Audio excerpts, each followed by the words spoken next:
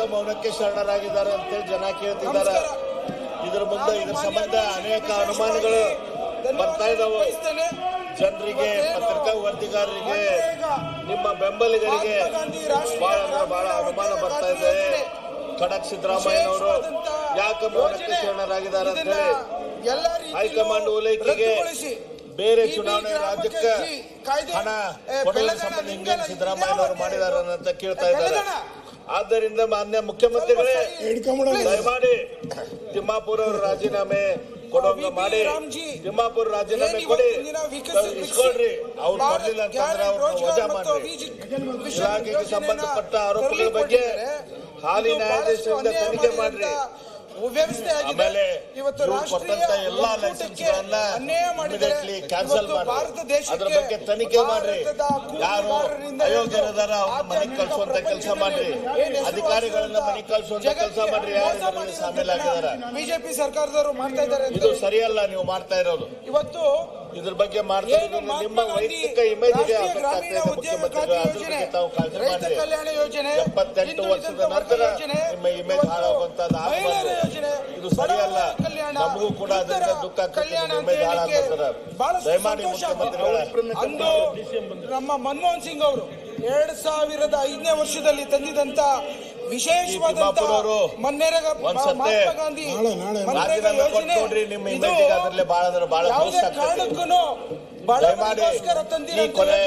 ಈ ಟರ್ಮದಲ್ಲಿ ನೀವು ನಿಮ್ಮ ಇಮೇಜ್ ಅನ್ನು ಹಾಳು ಮಾಡ್ಕೊಳ್ಳುವಂತ ಕೆಲಸ ಮಾಡಬೇಡ್ರಿ. ತಿಮ್ಮಾಪುರನ ವಜಾ ಮಾಡ್ಕೊಡ್ರಿ ಅಂತ ನಾವು ನಿಮ್ಗೆ ಕಳಕಳಿಯಿಂದ ಕೇಳ್ಕೊತೀವಿ. ಮುಖ್ಯಮಂತ್ರಿಗಳ ಈ ರೀತಿ ಭ್ರಷ್ಟರ ಜೊತೆ ನೀವು ಕೈ ಜೋಡಿಸಬೇಡ್ರಿ. ಅವ್ರ ಕಳಂಕ ನಿಮ್ಗೆ ಹತ್ತುವಂಗ ಆಗಬಾರ್ದು. ಅವ್ರು ತಿಂದು ನಿಮ್ಮ ಬಾಯಿಗೆ ವರ್ಷವಂಗ ಆಗಬಾರ್ದು. ಈ ರೀತಿಗೆ ಇದಕ್ಕೆ ನೀವು ಅವಕಾಶ ಮಾಡಿಕೊಡ್ರಿ. ಮುಖ್ಯಮಂತ್ರಿಗಳ ದಯಮಾಡಿ ಅವ್ರದ್ದು ರಾಜೀನಾಮೆ ತಗೊಂಡ್ರಿ, ಇಲ್ಲಂತಂದ್ರೆ ಅವ್ರನ್ನ ವಜಾ ಮಾಡ್ರಿ ಅಂತ ನಾವು ರಾಜಕಾರಣಿಯಾಗಿ ಹೊರ ಹೊಮ್ತಿದ್ದಾರೆ ಅಂತ ಬಹಳಷ್ಟು ಬೇಸರ ಆಗ್ತಿದೆ. ಇವತ್ತು ಭಾವನಾತ್ಮಕವಾದಂತ ಸಂಬಂಧವನ್ನು ಮಹಾತ್ಮ ಗಾಂಧಿಯವರ ಜೊತೆ ನಮ್ಮ ಭಾರತ ದೇಶ ಇರುವಂತದ್ದು ಅಹಿಂಸಾ ಮತ್ತು ಸತ್ಯಾಗ್ರಹ ತತ್ವಗಳನ್ನ ಒಳಗೊಂಡಂತೆ ಇವತ್ತು ಅವ್ರೇನ್ ಬೋಧಿಸಲಿಲ್ಲ. ಇದನ್ನ ಅಹಿಂಸಾ ಮತ್ತು ತತ್ವಗಳನ್ನ ಪ್ರಬಲವಾಗಿ ಬ್ರಿಟಿಷರಿಗೆ ಅಸ್ತ್ರವಾಗಿ ಬಳಸಿ ಇಡೀ ಜಗತ್ತಿಗೆ ಯಾವುದೇ ಒಂದು ಗುಂಡಿಲ್ದಲೆ, ಯಾವುದೇ ದೊಣ್ಣೆ ಇಲ್ದಲೆ ಇವತ್ತು ಜಗತ್ತನ್ನು ವಿಸ್ಮಯ ಮಾಡಿದಂತ ಮಹಾತ್ಮ ಗಾಂಧಿಯವರ ಹೆಸರಲ್ಲಿ ಇಟ್ಟಿರೋದನ್ನ ನೀವು ಬದಲಾವಣೆ ಮಾಡ್ತಿರಲ್ಲ. ನಿಮ್ಗೆ ಏನಾರ ಮಾನವೀಯತೆ ಇದೆಯಾ? ಈ ವಿಚಾರದಲ್ಲಿ ಭಗವಂತ ಅಲ್ಲ, ಜನರು ಸಹ ಕ್ಷಮಿಸಲ್ಲ ಅಂತ ಹೇಳಲಿಕ್ಕೆ ಇಚ್ಛೆ ಪಡ್ತೇನೆ.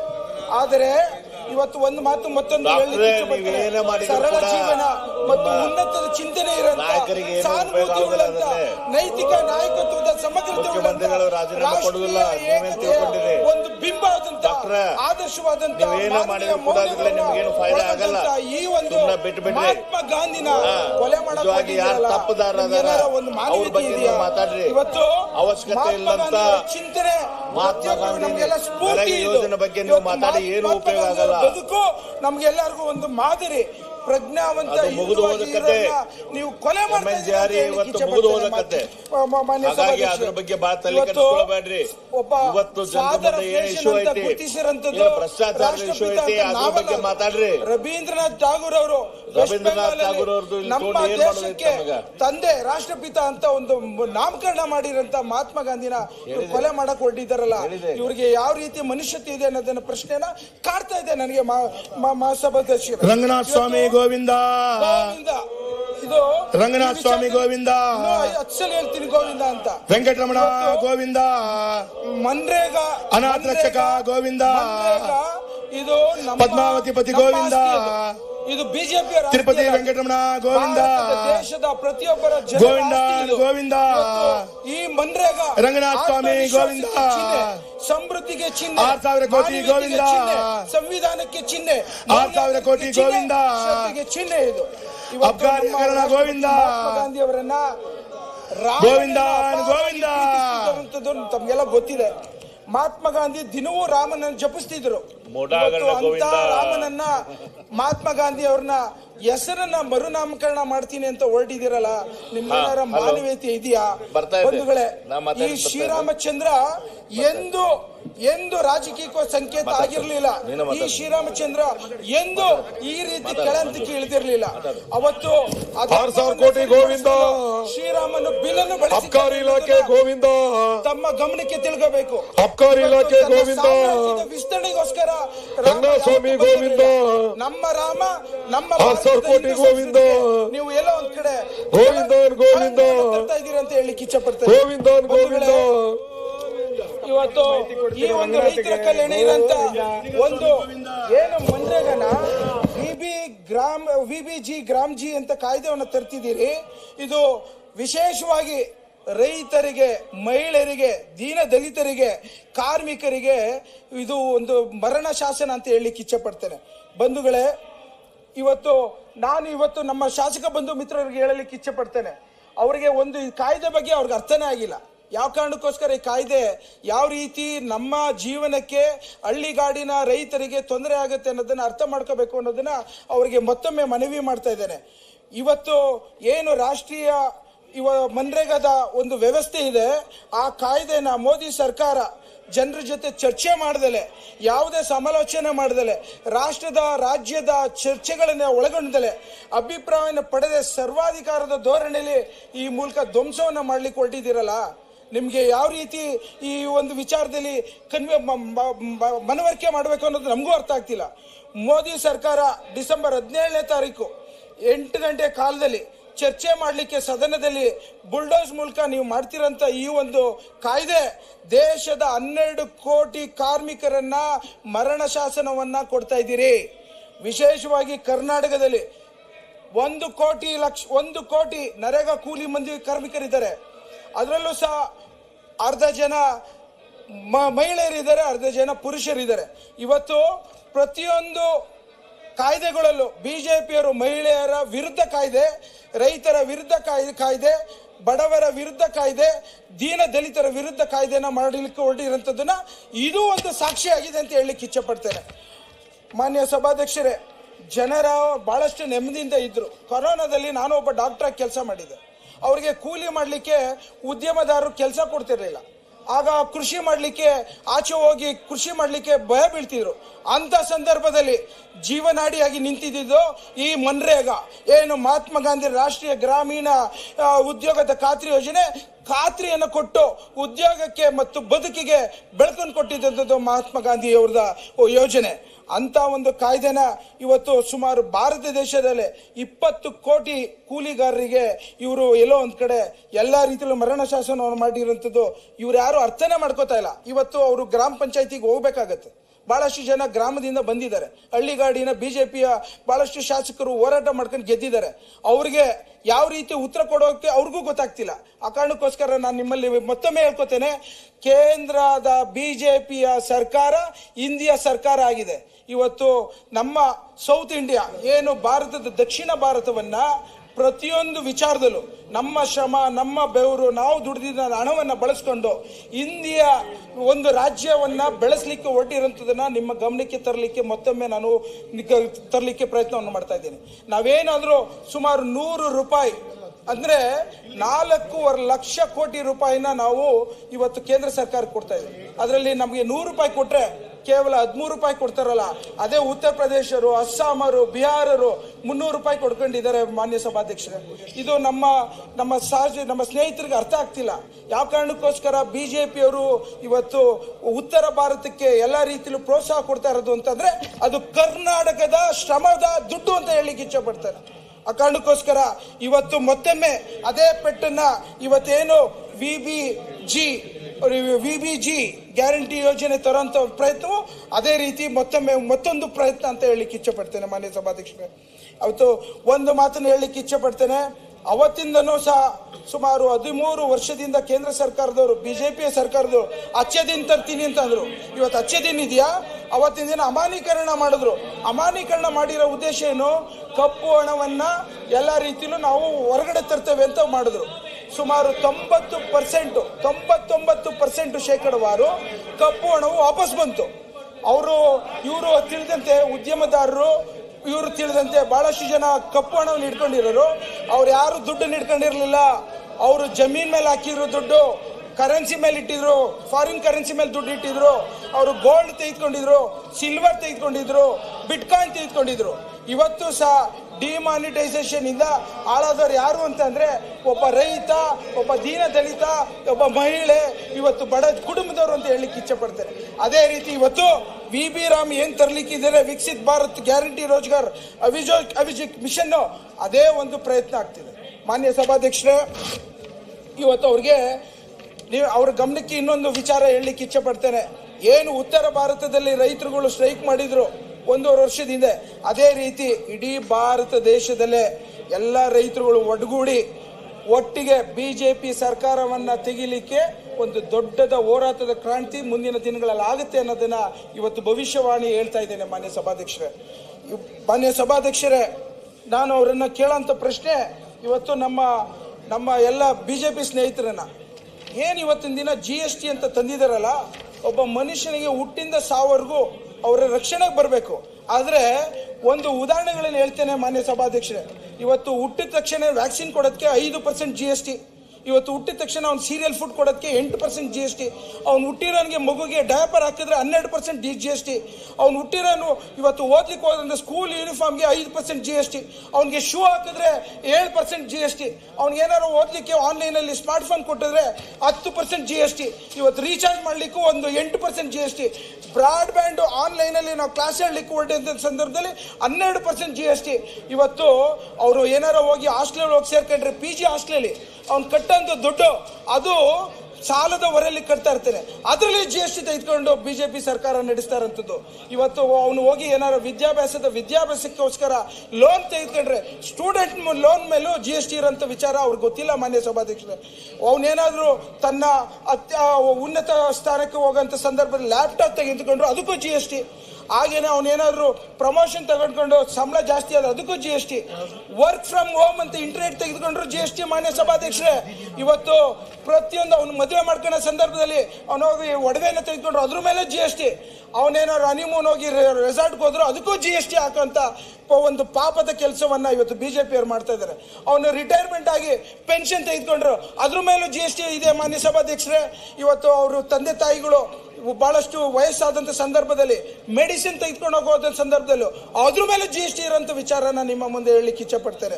ಅವನೇನಾದ್ರೂ ಕೊನೆಗೆ ಸತ್ತು ಅವರ ಮಕ್ಕಳುಗಳು ಆಬಿಚೇರಿಯಲ್ಲಿ ಪೇಪರಲ್ಲಿ ಅಡ್ವರ್ಟೈಸ್ಮೆಂಟ್ ಕೊಟ್ರೆ ಅದಕ್ಕೂ GST ಇದೆ. ಮಾನ್ಯ ಸಭಾಧ್ಯಕ್ಷರೇ, ಯಾವ ರೀತಿ ಇವರು ಟ್ಯಾಕ್ಸಿನ ಹೊರೆ ಹಾಕೊಂಡು ಟ್ಯಾಕ್ಸ್ ಟೆರರಿಸಮ್ ಮಾಡ್ತಿರೋಂಥ ಬಿಜೆಪಿ ಸರ್ಕಾರಕ್ಕೆ ಯಾವ ರೀತಿ ನಾವು ಈ ಪ್ರೋತ್ಸಾಹ ಕೊಡಬೇಕು?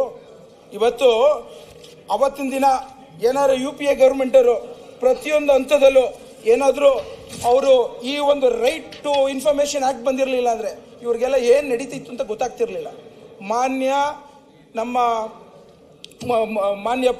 ಮಾಜಿ ಪ್ರಧಾನಮಂತ್ರಿಗಳಾದಂಥ ಮನಮೋಹನ್ ಸಿಂಗ್ ಸಾಹೇಬರು, ಅಂದು UPA ಚೇರ್ಮನ್ ಆದ ಸೋನಿಯಾ ಗಾಂಧಿ ಮೇಡಮ್ ಅವರು ಸೇರಿ ರೈಟ್ ಟು ಇನ್ಫಾರ್ಮೇಶನ್ ಆಕ್ಟ್ ತಂದಿದ್ದಂಥದ್ದು ಕಾಂಗ್ರೆಸ್ ಪಕ್ಷ.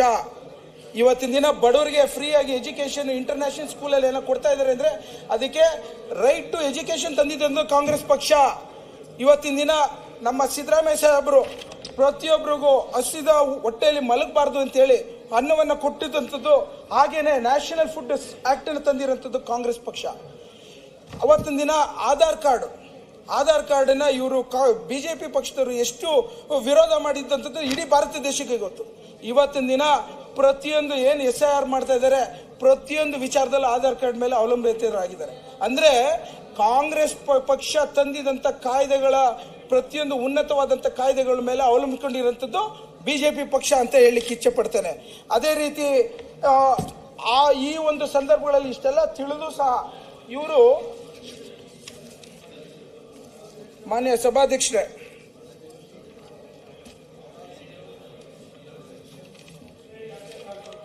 ಇವತ್ತು ನರೇಗಾ ವಿಚಾರದಲ್ಲಿ ನಾವು ಹಳ್ಳಿಗಳಲ್ಲಿ ಏನಾಗ್ತಿದೆ ಅಂತಂದರೆ ಎಲ್ಲ ಅನುದಾನಗಳು ತೆಗೆದುಕೊಂಡಾಗ ಮುಖ್ಯ ರಸ್ತೆಗಳಿಗೆ ಹೇಗಾದರೂ ಮಾಡಿ ಎಲ್ಲೋ ಒಂದು ಕಡೆ ರಸ್ತೆಗಳು ಡಾಂಬರೀಕರಣ ಮಾಡ್ತಿದ್ದೀವಿ. ಹಳ್ಳಿಗಳ ರಸ್ತೆಗಳನ್ನು ಯಾರು ನೋಡ್ಕೊತಾ ಇರೋದು? ಅವತ್ತೇನಾರ UPA ಸರ್ಕಾರದಲ್ಲಿ ಮನ್ರೇಗಾ ಏನಾರು ಬಂದಿರಲಿಲ್ಲ ಅಂದರೆ ಇವತ್ತು ಇಲ್ಲಿವರೆಗೂ ಯಾವುದನ್ನ ನಾವು ರಸ್ತೆಗಳನ್ನು ಉಪಯೋಗಿಸ್ಕೊತಿದ್ದದ್ದು ಹಣ ಕಾಸುಗಳ ವ್ಯವಸ್ಥೆ ಇದ್ಯಾವುದು ಸಾಧ್ಯವಿರ್ತಿರ್ಲಿಲ್ಲ ಮಾನ್ಯ ಸಭಾಧ್ಯಕ್ಷರು. ಹಳ್ಳಿಲಿ 60 ವರ್ಷ 70 ವರ್ಷ 80 ವರ್ಷ ತಂದೆ ತಾಯಿಗಳಿದ್ದಾರೆ. ಅವ್ರು ಆಚೆ ಮನೆಯಿಂದ ಆಚೆ ಕಾಲಿಟ್ಟೇಟ್ಗೆನೆ ಹಳ್ಳಗಳಲ್ಲಿ ಬೀಳ್ತಾರೆ ಅಂತ ಹೇಳಿ ಇವತ್ತು ಮನ್ರೇಗಾ ರಕ್ಷಣೆಗೆ ಬಂದು ಇವತ್ತೇನೋ ಡಾಂಬರೀಕರಣ ಹಳ್ಳಿಗಳಲ್ಲಿ 90% ಶೇಕಡಾವಾರು ಆಗಿದೆ ಅಂತಂದ್ರೆ ಅದು ಮನ್ರೇಗಾ ಕ್ರೆಡಿಟ್ ಹೋಗ್ಬೇಕು ಅಂತ ಹೇಳಲಿಕ್ಕೆ ಇಚ್ಛೆ ಪಡ್ತಾರೆ. ಇವತ್ತು ಎಷ್ಟೊಂದು ಜನ ತಂದೆ ತಾಯಿಗಳು ತಮ್ಮ ಮಕ್ಕಳುಗಳು ವಲಸೆ ಹೋಗಿರೋಂಥ ಸಂದರ್ಭದಲ್ಲಿ ಏನಾದರೂ ಅವರಿಗೆ ಮನೆಗಳು ಕಟ್ಟಡಕ್ಕೆ ರಕ್ಷಣೆ ಸಿಕ್ಕಿದೆ ಅಂತಂದ್ರೆ ಅದು ಮನ್ರೇಗಾದಿಂದ. ಇವತ್ತು ತಂದೆ ತಾಯಿಗಳು ಇವತ್ತೇನಾದರೂ ತಮ್ಮ ಮೊಮ್ಮಕ್ಕಳುಗಳನ್ನ ಶಾಲೆ ಕಳಿಸ್ಲಿಕ್ಕೆ ಶಾಲೆಗಳು ರಿಪೇರ್ ಮಾಡಲಿಕ್ಕೆ ದುಡ್ಡಿಲ್ಲದ ಸಂದರ್ಭದಲ್ಲಿ ರಕ್ಷಣೆ ಬಂದಿರೋದು ಮನ್ರೇಗಾ. ಮಾನ್ಯ ಸಭಾಧ್ಯಕ್ಷರೇ, ಇದ್ಯಾವುದು ಬೇಡ. ಇವತ್ತಿನ ದಿನ ಬಹಳಷ್ಟು ಜನ ಹಿರೀಕರು ಹಳ್ಳಿಗಳಲ್ಲಿ ಯಾವುದೋ ಒಂದು ಫಂಕ್ಷನ್ಗೆ ಹೋದಾಗ ಟಾಯ್ಲೆಟ್ಗೆ ಹೋಗ್ಬೇಕು ಅಂತಂದ್ರೆ ಅದು ರಕ್ಷಣೆಗೆ ಬಂದಿರೋಂಥದ್ದು ಮನ್ರೇಗಾ ಅಂತ ಹೇಳಲಿಕ್ಕೆ ನಾನು ಮಾನ್ಯ ಸಭಾಧ್ಯಕ್ಷರ ಮುಂದೆ ಹೆಮ್ಮೆ ಅನ್ಸುತ್ತೆ. ಮಾನ್ಯ ಸಭಾಧ್ಯಕ್ಷರೇ, ಈ ರೀತಿ ಇವತ್ತು ಯಾವ ಕಾರಣಕ್ಕೋಸ್ಕರ ಇವರು ಮನ್ರೇಗಾನ ಅಪೋಸ್ ಮಾಡ್ತಾರೆ ಇವತ್ತು ತಮಗೆಲ್ಲ ಗೊತ್ತಿದೆ. ಹಿಂದೆ ಏನು ಇವತ್ತಿನ ದಿನ ಕಾರ್ಪೊರೇಟ್ ಸೆಕ್ಟರ್ಸು ತಮ್ಮ ರೈತರುಗಳು ಜಮೀನುಗಳು ಸಿಗ್ತಾ ಇಲ್ಲ ಅಂತೇಳಿ ಅವರು ಹೊಸ ಕಾನೂನು ತರಕ್ಕೆ ಹೊರಟಿದ್ರು. ಯಾವ ರೀತಿ ಅಂತ ಅಂದರೆ ಎಲ್ಲ ರೈತರಿಗೆ ಇರೋಂಥ ಜಮೀನುಗಳನ್ನು ಲೀಸ್ ಔಟ್ ಮಾಡ್ಕೊಂಡು ಕಾರ್ಪೊರೇಟ್ಗಳು 500 ಎಕರೆ 1000 ಎಕರೆಗಳನ್ನ ಲೀಸ್ ತೆಗೆದುಕೊಂಡು ಅವ್ರು ಡೆವಲಪ್ಮೆಂಟ್ ಮಾಡ್ಬೇಕು. ಆಗ ಎಲ್ಲಿ ಹೋಗ್ತಾರೆ ರೈತರುಗಳು? ತಮ್ಮ ಜಮೀನುಗಳಲ್ಲಿ ಲೀಸ್ ಕೊಟ್ಟು ಕಾರ್ಪೊರೇಟ್ಸ್ ಉದ್ಯಮದಾರರಿಗೆ ಇವ್ರು ಹೋಗಿ ಕೂಲಿ ಕೆಲಸ ಮಾಡೋಂಥ ಒಂದು ವಿಶೇಷವಾದಂಥ ಕಾನೂನು ತರಲಿಕ್ಕೆ ಹೊರಟಿರೋಂಥ ಸೆಂಟ್ರಲ್ ಗೌರ್ಮೆಂಟ್ಗಳು ಭಾಳಷ್ಟು ವಿರೋಧ ಬಂದಿರೋಂಥದ್ದು ತಾವೆಲ್ಲ ಗಮನಿಸಿದ್ರಿ. ಇವತ್ತಿನ ದಿನ ಈ ಮನ್ರೇಗಾದಲ್ಲಿ ಯಾವ ರೀತಿ ಪೆಟ್ಟನ್ನು ಕೊಡ್ಲಿಕ್ಕೆ ಹೊರಟಿದ್ದಾರೆ ಅನ್ನೋದನ್ನ ವಿಚಾರನ ನಿಮ್ಮ ಮುಂದೆ ತರಲಿಕ್ಕೆ ಇಚ್ಛೆ ಪಡ್ತೇನೆ. ಮಾನ್ಯ ಸಭಾಧ್ಯಕ್ಷ, ಮೊದಲೆಲ್ಲ ಸುಮಾರು 100 ಮಾನವ ದಿನಗಳನ್ನು ಕೊಡೋಂಥ ಹಿನ್ನೆಲೆಯಲ್ಲಿ ಇಡೀ ಭಾರತ ದೇಶಕ್ಕೆ ಶೇಕಡಾವಾರು 50% ಮಾತ್ರ ಉಪಯೋಗ ಆಗ್ತಿತ್ತು. ಇಡೀ ಒಂದು 5-10 ವರ್ಷದಿಂದ ಶೇಕಡಾವಾರು 50% ಮೇಲೆ ಭಾರತ ದೇಶದಲ್ಲಿ 50 ದಿನಗಳ ಮಾನವ ದಿನಗಳನ್ನು ಉಪಯೋಗಿಸಿರ್ಲಿಲ್ಲ. ಇವರು ನಮಗೆ ಬದಲಾವಣೆ ತರ್ತೀನಿ GVBG ಏನು ತರಲಿಕ್ಕೆ ಹೊರಟಿದ್ದಾರೆ ಅದರಲ್ಲಿ 125 ದಿನ ಮಾಡ್ತೀನಿ ಅಂತಂದು. ಯಾವ ಕಾರಣಕ್ಕೋಸ್ಕರ 125 ದಿನ ಮಾಡೋಕ್ಕೆ ಹೊರಟಿದ್ದಾರೆ? ಇವತ್ತಿನ ದಿನ ಅವ್ರಿಗೆ 100 ದಿನದ್ದೇ ದುಡ್ಡು ಕೊಡ್ಲಿಕ್ಕೆ ಸಾಧ್ಯ ಇಲ್ಲ. ಮೊನ್ನೆ ಮುಖ್ಯಮಂತ್ರಿಗಳು ಒಂದು ಮಾತು ಹೇಳಿದ್ರು, ಬಹಳಷ್ಟು ಜನ ವಲಸೆ ಹೋಗಿದ್ದಾರೆ ಅಂತ. ಬಿಜೆಪಿಯವರು ಇಲ್ಲ ಅದು ತಪ್ಪು, ಮುಂದೆ ಹೋಗ್ತಾರೆ ಅನ್ನೋ ಮಾತನ್ನ ಹೇಳಿಸ್ಲಿಕ್ಕೆ ಪ್ರಯತ್ನ ಪಟ್ಟರು. ನಮ್ಮ ಕುಣಿಗಲ್ ತಾಲೂಕಲ್ಲೇ ಏನು ಇವತ್ತು ಮನ್ರೇಗಾದಲ್ಲಿ ಮಾಡಿರೋಂಥ ಕೆಲಸಗಳಲ್ಲಿ ಅವ್ರಿಗೆ ಬರಬೇಕಾಗಿರೋಂಥ ಹಣಗಳನ್ನು ಬಂದಿಲ್ಲ. ಇವತ್ತು ಕರ್ನಾಟಕ ರಾಜ್ಯಕ್ಕೆ 16,000 ಕೋಟಿ ರೂಪಾಯಿ ಕೇಂದ್ರ ಸರ್ಕಾರದಿಂದ ಬರುವಂಥದ್ದು ವಿಚಾರದಲ್ಲಿ ಎಲ್ಲೋ ಒಂದು ಕಡೆ ಕೊರತೆ ಆಗಿರೋದನ್ನ ನಿಮ್ಮ ಗಮನಕ್ಕೆ ತರಲಿಕ್ಕೆ ಇಚ್ಛೆ ಪಡ್ತಾರೆ. ಆ ಕಾರಣಕ್ಕೋಸ್ಕರ ವಲಸೆ ಹೋಗಿದ್ದಾರೆ. ಮುಂದಿನ ದಿನಗಳಲ್ಲಿ ಇನ್ನೂ ವಲಸೆ ಹೋಗ್ತಾರೆ. ಇವತ್ತು ಏನು ಯೋಜನಾ ವ್ಯಾಪ್ತಿ ಕೇಂದ್ರ ಸರ್ಕಾರದಿಂದ ಅಧಿಸೂಚನೆ ಮಾಡಿರೋಂಥದ್ದು ನಮ್ಮ ಗ್ರಾಮಗಳಲ್ಲಿ ನಾವು ಯಾವ ಊರುಗಳಲ್ಲಿ ರಸ್ತೆ ಬೇಕು, ಯಾವ ಊರುಗಳಲ್ಲಿ ಶಾಲೆಗಳು ಬೇಕು, ಯಾವ ಊರುಗಳಲ್ಲಿ ದನದ ಕೊಟ್ಟಿಗೆ ಬೇಕು, ಯಾವ ಊರುಗಳಲ್ಲಿ ರೈತಂಗೆ ವೈಯಕ್ತಿಕ ಕಾಮಗಾರಿಗಳಿಗೆ ಬಂಡ್ ಮಾಡಬೇಕು, ಅದು ಅಲ್ಲಿಯ ಸ್ಥಳೀಕರು ಗ್ರಾಮ ಪಂಚಾಯತಿಯಲ್ಲಿ ಆಗಂತ ನಿರ್ಧಾರ. ಇವತ್ತೇನಾಗ್ತಿದೆ, ಈ ಕಾನೂನು ಪ್ರಕಾರ ಅವ್ರು ಯಾರು ಓದಿಲ್ಲ. ಅದು ಕೇಂದ್ರ ಸರ್ಕಾರದಿಂದ ಸೂಚನೆ ಬರುತ್ತಂತೆ ಯಾವ ಗ್ರಾಮ ಪಂಚಾಯತಿಗಳಲ್ಲಿ ಯಾವ ತಾಲೂಕಲ್ಲಿ ಯಾವ ಜಿಲ್ಲೆಯಲ್ಲಿ ಏನು ಮಾಡಬೇಕು ಅಂತ. ಇವರು ಅದ್ರ ತಕ್ಕಂತೆ ದುಡ್ಡನ್ನು ಕೊಡಬೇಕಂತೆ. ನಾನು ಕೇಳೋಂಥದ್ದು ಮಾನ್ಯ ಸಭಾಧ್ಯಕ್ಷರೇ, ಇವತ್ತೇನಾದರೂ ಹಳ್ಳಿಯಿಂದ ಡೆಲ್ಲಿಗೆ ಹೋಗಬೇಕು ಹೊರತು ಕಾನೂನುಗಳು ಮಹಾತ್ಮ ಗಾಂಧಿಯವರ ಚಿಂತನೆ ಅಂತೆ ಡೆಲ್ಲಿಯಿಂದ ಹಳ್ಳಿಗಳಿಗೆ ಬರೋಂಥ ನಿರ್ಧಾರಗಳ ಬಗ್ಗೆ ತಾವು ಈ ವಿಚಾರದಲ್ಲಿ ನಿಮ್ಮ ಗಮನಕ್ಕೆ ತರೋಂಥ ಒಂದು ಪ್ರಯತ್ನ ಮಾನ್ಯ ಸಭಾಧ್ಯಕ್ಷರೇ. ಇವತ್ತು ಸೆಂಟ್ರಲ್ ಗೌರ್ಮೆಂಟ್ ಕೇಂದ್ರ ಸರ್ಕಾರದವರು ಹಿಂದೆ ಯಾವ ರೀತಿ ಕಾನೂನು ಮಾಡಿದ್ರು ಅಂದರೆ ಡಿಮ್ಯಾಂಡ್ ಮೇಲೆ ನಡೀತಿದ್ದಂಥದ್ದು ಇದು MNREGA. ಇವತ್ತು ಅವರು ಅಲೋಕೇಟ್ ಮಾಡ್ತಾರಂತೆ ಮಾನ್ಯ ಸಭಾಧ್ಯಕ್ಷರು. ಗ್ರಾಮಾಂತರದಿಂದ ಬಂದಿರೋಂಥ MLAಗಳು ನೀವು ಕೇಳ್ಕೋಬೇಕು. ಸುನೀಲಣ್ಣ,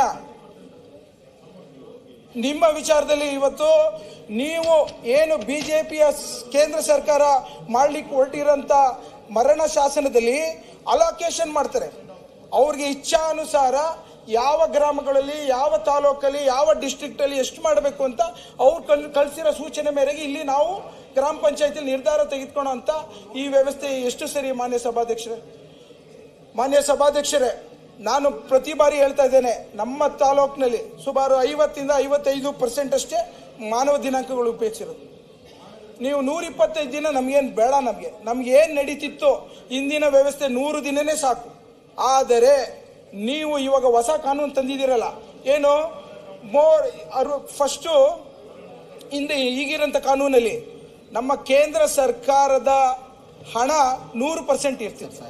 ಈಗ ನೀವು ನಮ್ಮ ಕರ್ನಾಟಕದ ಟ್ಯಾಕ್ಸ್ ಮನಿ ಕಿತ್ಕೋತಾ ಇದ್ದೀರಿ, ನಮ್ಮ ಕರ್ನಾಟಕದ GST ಕಿತ್ಕೋತಾ ಇದ್ದೀರಿ, ನಮ್ಮ ಕರ್ನಾಟಕದ ಇನ್ಕಮ್ ಟ್ಯಾಕ್ಸ್ ಕಿತ್ಕೋತಾ ಇದ್ದೀರಿ. ಇವತ್ತು ನೀವು 60 ಮತ್ತು 40 ಇವತ್ತು ಒಂದೇ ಒಂದು ಉದಾಹರಣೆ ಹೇಳ್ತೀನಿ. ಪಂಚಾಯತಿಗಳಿದೆ ಇವತ್ತು ನಿಮ್ಮ ಮಂಗಳೂರಲ್ಲಿ. ನೀವೇನು ಪ್ರತಿ ವರ್ಷ ನೀವು 30 ಕೋಟಿಯಿಂದ 60 ಕೋಟಿ ಉಪಯೋಗಿಸ್ತಿದ್ದೀರಿ. ಆ 30 ರಿಂದ 60 ಕೋಟಿ ರೂಪಾಯಿನ ರಾಜ್ಯ ಬಜೆಟ್ ಅವರು 20 ಕೋಟಿ ಅಷ್ಟು ಕೊಡುವಂತ ಸಂದರ್ಭ ಕ್ರಿಯೇಟ್ ಮಾಡ್ತಾ ಇದ್ದಾರೆ ಮಾನ್ಯ ಸಭಾಧ್ಯಕ್ಷರು. ಇವತ್ತು 13,000 ಕೋಟಿ ರೂಪಾಯಿ ನಮ್ಗೇನಾದ್ರೂ MNREGAದಲ್ಲಿ ಬರೋಂಥ ದುಡ್ಡು ಇಲ್ಲಿವರೆಗೂ ನಮ್ಮ ರಾಜ್ಯದ ಸರ್ಕಾರದಿಂದ 1,000 ಕೋಟಿ ಮೇಲೆ ಹೋಗ್ತಿರ್ಲಿಲ್ಲ ಮಾನ್ಯ ಸಭಾಧ್ಯಕ್ಷ. ಮುಂದಿನ ದಿನಗಳಲ್ಲಿ 5,000 ಕೋಟಿಯಿಂದ 7,000 ಕೋಟಿ ರೂಪಾಯಿ ಎತ್ತಿಕ್ಬೇಕಾಗತ್ತೆ. ಇದೇನಾದ್ರೂ ಅವ್ರಿಗೆ ಅರ್ಥ ಆಗುತ್ತಾ? ಒಂದು ವಿಚಾರ ಆಯ್ತು ಮಾನ್ಯ ಸಭಾಧ್ಯಕ್ಷ, ಒಂದು ವಿಚಾರ, ಇವರು ರಾಮನ ಹೆಸರು ಉಪಯೋಗಿಸ್ತಾರಲ್ಲ, ಇದು ಮತ್ತೊಮ್ಮೆ ಹೇಳಲಿಕ್ಕೆ ಇಚ್ಛೆ ಪಡ್ತೇನೆ. ಯಾವತ್ತೂ ಅಧರ್ಮವನ್ನ ನಾಶಪಡಿಸಲು ಶ್ರೀರಾಮನು ತನ್ನ ಬಿಲ್ಲನ್ನು ಬಳಸಿದನು. ಏನು? ಅಧರ್ಮವನ್ನು ನಾಶಪಡಿಸಲು ಶ್ರೀರಾಮನು ತನ್ನ ಬಿಲ್ಲನ್ನು ಬಳಸಿದನು ಹೊರತು ತನ್ನ ಸಾಮ್ರಾಜ್ಯವನ್ನು ವಿಸ್ತರಿಸಲು ಯಾವತ್ತೂ ಬಿಲ್ಲನ್ನು ಬಳಸಿಲ್ಲ. ಇವತ್ತು ಬಿಜೆಪಿಯವರು, ನರೇಂದ್ರ ಮೋದಿ ಅವರು, ಅಮಿತ್ ಶಾ ಅವರು, ಅಶೋಕ್ ಅವರು, ಸುನೀಲ್ ಅವರು, ನೀವು ನಿಮ್ಮ ಸಾಮ್ರಾಜ್ಯವನ್ನು ವಿಸ್ತರಿಸಲು ರಾಮನ ಹೆಸರು ತರ್ತಾ ಇದ್ದೀರಾ. ಇವತ್ತು ನಾವೆಲ್ಲ ಹಿಂದೆ ಯಾವ್ದಾರು ಸ್ಕೂಲು, ಯಾವ್ದಾರು ಒಂದು ದೊಡ್ಡ ಆಫೀಸ್ ಮಾಡ್ಬೇಕಾದ್ರೆ ಒಳ್ಳೆ ಹೆಸರು ತರಬೇಕು ಅಂತ ಯೋಚನೆ ಮಾಡಿ ಯಾರಿಗೋ ಒಬ್ಬನಿಗೆ ಕಾಂಟ್ರಾಕ್ಟ್ ಕೊಡ್ತೀವಿ, ಒಳ್ಳೆ ಹೆಸರು ಕೊಡು ಅಂತ ದುಡ್ಡು ಕೊಟ್ಟು. ಇವರು ರೆಸಲ್ಯೂಷನ್ ಅಲ್ಲಿ ರಂಗನಾಥ್, ಇದು ಯಾರಿಗ ಅರ್ಥ ಆಗತ್ತೆ? ಇದು ಕನ್ಕ್ಲೂಡ್ ಮಾಡಿ, ನಿಮ್ಮ ಪಾಯಿಂಟ್ಸ್ ಎಲ್ಲ ವ್ಯಾಲಿಡ್ ಪಾಯಿಂಟ್ ಇದೆ. ವಿಕಸಿತ್ ಭಾರತ್, ಈ ಅಜೀವಿಕಾ ಮಿಷನ್ ಅನ್ನೋದು ಯಾರು ಕೇಳ್ತಾರೆ? ಹೋಗ್ಲಿ, ಒಳ್ಳೆ ಹೆಸರು ನಮ್ಗಾರ ಕೇಳಿದ್ರೆ ರಾಮನ ಹೆಸರು ಬರ್ಬೇಕಂದ್ರೆ ನಾವೇ ಕೊಡ್ತಿದ್ದೋ. ಆಯ್ತು ರಾಯಸ್ವಾಮಿ, ಹಳ್ಳಿಗಳಲ್ಲಿ ಯಾರಿಗೋಸ್ಕರ ಉಪಯೋಗ ಆಗುತ್ತೆ ಮಾನ್ಯ ಸಭಾಧ್ಯಕ್ಷರೇ? ಕನ್ಕ್ಲೂಡ್ ಮಾಡ್ತೀನಿ. ಇದು ಈಗ ನಾವು ಈ ವಿಚಾರದಲ್ಲಿ ಒಂದು ನಿಮಿಷ ನರೇಂದ್ರ ಸ್ವಾಮಿ, ನರೇಗಾ ಬಚಾವ್ ಸಂಗ್ರಾಮಲ್ಲಿ ಇದ್ದೀವಿ. ಹೇಗಾದ್ರೂ ಮಾಡಿ ಬಚಾವ್ ಮಾಡಲೇಬೇಕು. ನಾವು ಯಾವ ರೀತಿ ಭಾರತ ಜಯ ಇದೆ ಅದೇ ರೀತಿ ನರೇಗಾ ಮೇವ ಜಯತೆ. ಬಿಜೆಪಿಗೆ ಘನತೆ ಇಲ್ಲ. ಹಳ್ಳಿಗಳನ್ನು ಉದ್ಧಾರ ಮಾಡೋ ಯೋಜನೆ ನರೇಗಾ. ಬಿಜೆಪಿಗೆ ಅಸೂಯೆ ಇರೋಂಥ ಬದುಕು. ಇವತ್ತು ಗಾಂಧೀಜಿನ ದ್ವೇಷ ಮಾಡೋದು, ಪ್ರತಿಯೊಂದು ಸರಿ ನೀವು ಕಾರ್ಯಕ್ರಮನ ಮಾಡ್ತೀರಾ, ನಾಥುರಾಮ್ ಗೋಡ್ಸೆನ ಪ್ರೋತ್ಸಾಹಿಸ್ತೀರಾ. ಈ ವಿಚಾರದಲ್ಲಿ ನಾವೆಲ್ಲ ಸೇರಿ ಬೇಡ ಅನ್ನೋದನ್ನ, ನರೇಗಾ ಅನ್ನೋದು ವ್ಯಾಪಾರ ಅಲ್ಲ, ಅದು ಬಡವರಿಗೋಸ್ಕರ, ಕೃಷಿಕರಿಗೋಸ್ಕರ, ಕೂಲಿ ಕಾರ್ಮಿಕರ ಉಸಿರೋದು. ಇವತ್ತು ತಾವೆಲ್ಲ ಸೇರಿ ಈ ಒಂದು ವಿಚಾರದಲ್ಲಿ ಒಗ್ಗಟ್ಟಿಗಾಗಿ ಮಹಾತ್ಮ ಗಾಂಧಿ ಅವರ ಹೆಸರನ್ನು ಉಳಿಸೋಣ ಬನ್ನಿ, ಬಡವರನ್ನ ಉಳಿಸೋಣ ಬನ್ನಿ, ಮಹಿಳೆಯರನ್ನ ಉಳಿಸೋಣ ಬನ್ನಿ. ನಾವೆಲ್ಲ ಕೈ ಜೋಡಿಸಿ ಕರ್ನಾಟಕಕ್ಕೆ ಒಂದು ಗೌರವ ತರೋಣ ಅಂತೇಳಿ ನೀವು ವಿಶೇಷವಾಗಿ ನಾನು ಮಾತಾಡ್ಲಿಕ್ಕೆ ಹೇಳಿ ನಾನು ಮಾತು ಮುಗಿಸ್ತೀನಿ. ಬಹಳಷ್ಟು ಜನ ಹೆಸರು ಕೊಟ್ಟಿದ್ದಾರೆ, ಅದಷ್ಟು ಶಾರ್ಟ್ ಮಾಡಿ 10 ನಿಮಿಷ. ಸಾಮಾನ್ಯ ಸಭಾ